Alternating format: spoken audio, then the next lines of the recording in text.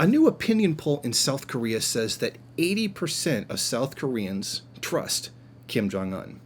Now, that's probably the highest trust rate for a leader of the North that has probably ever existed.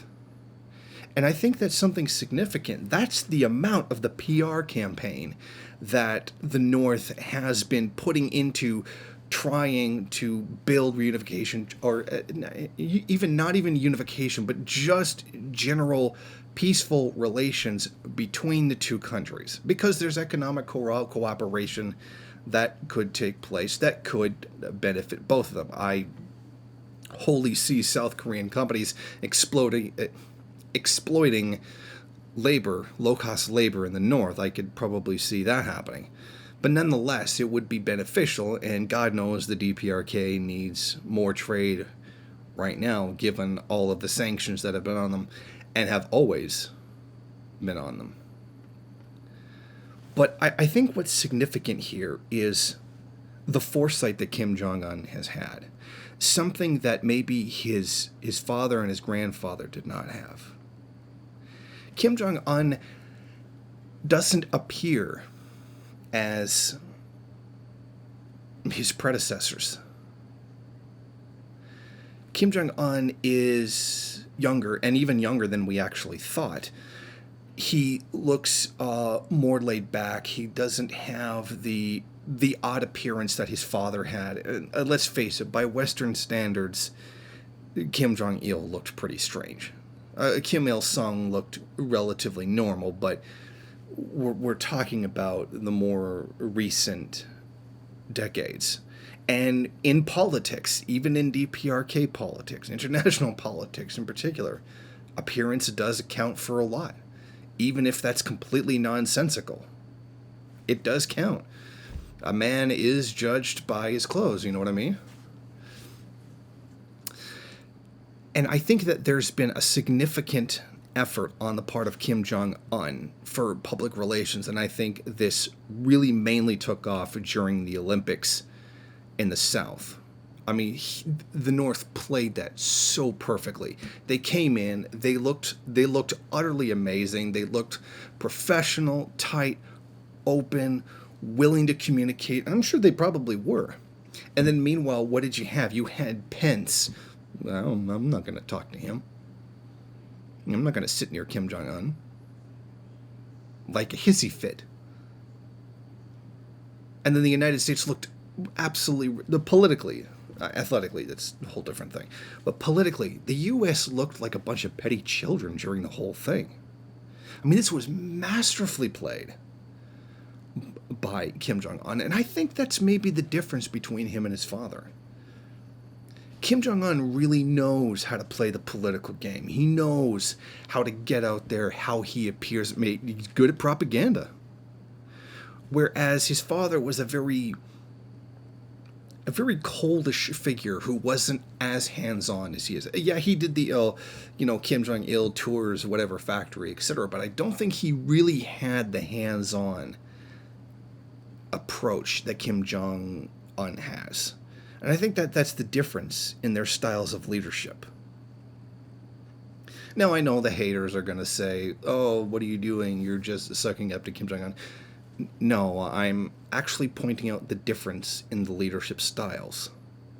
The Kim Jong-il had a very distant stance towards things. He assigned guys to do things and then just let them go to it.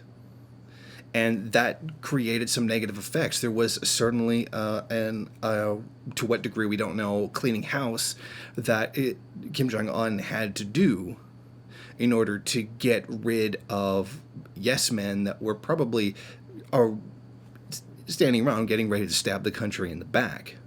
Because probably maybe Kim Jong-il wasn't as watching them as closely as he should have been. Because he didn't have as much of the hands-on approach that Kim Jong-un has. This makes me wonder, what was Jang Song-thak doing all this time under Kim Jong-il's leadership? What kind of murder was he probably getting away with? It was certainly enough to have the guy arrested and just, taken out. So what was he getting away with before that was enough for Un to say that this was enough?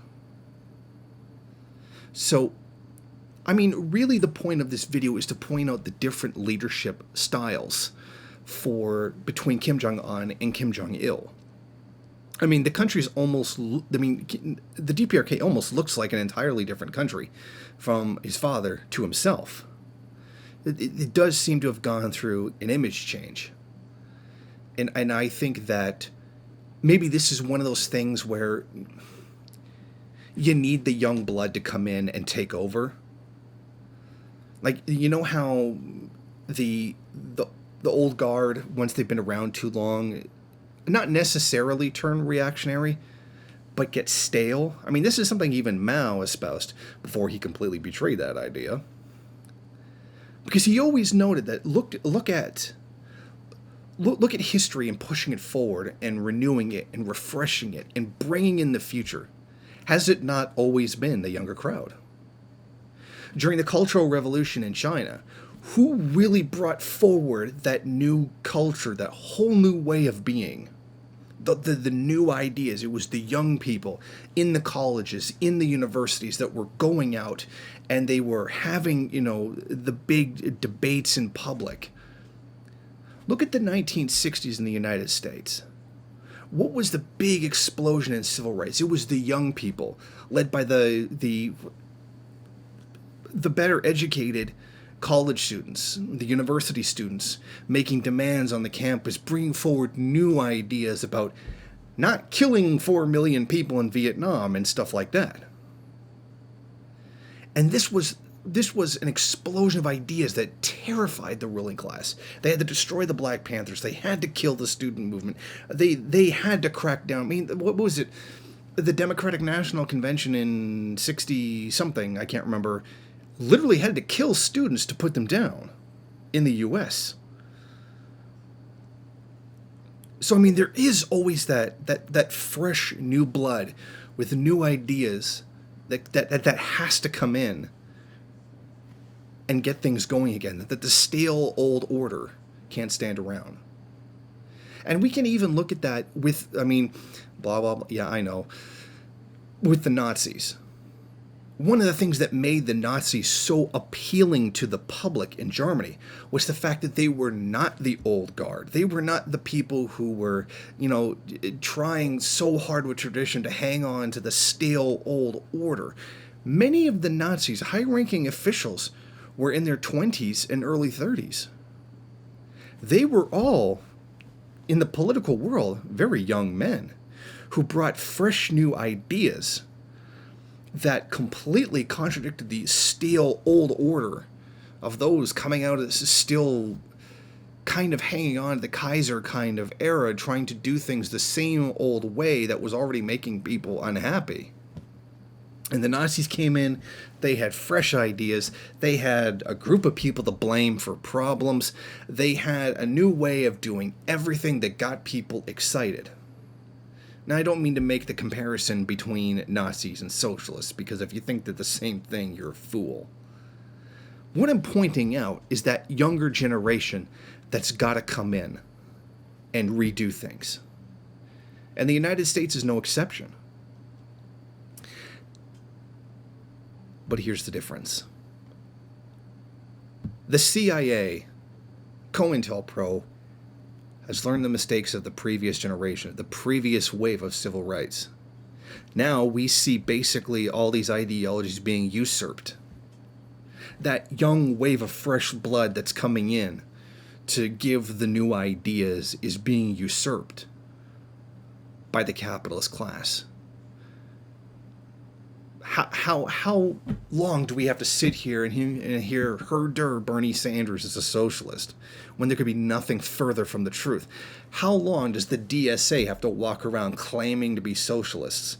And by the way, people have been sending me the message, did you watch the DSA convention? Yes, I did, and it made me want to, I can't say that on YouTube anymore, but I think you know what I mean. If that's not COINTELPRO, then nothing is.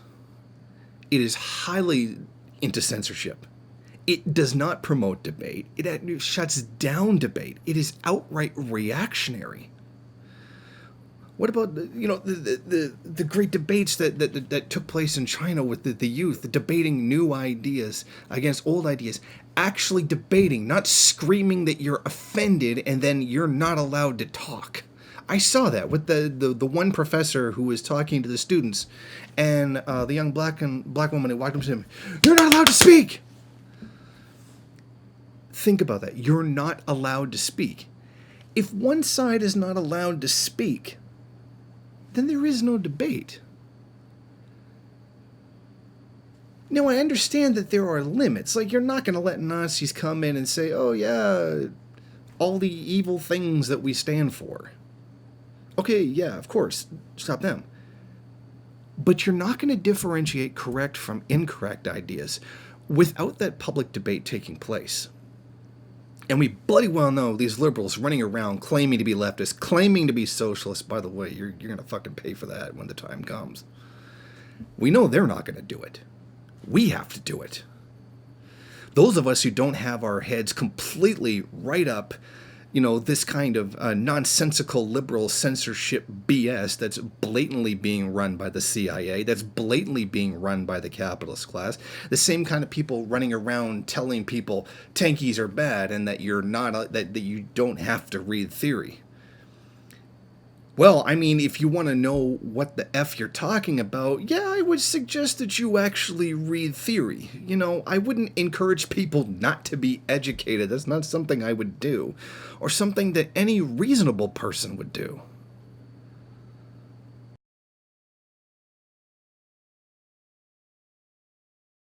Thank you for watching. If you like this program, then please head over to my Patreon page and set up a monthly donation. It's your donations that keep this program running. Also, if you would like, please rate, comment, subscribe, and share in various social media.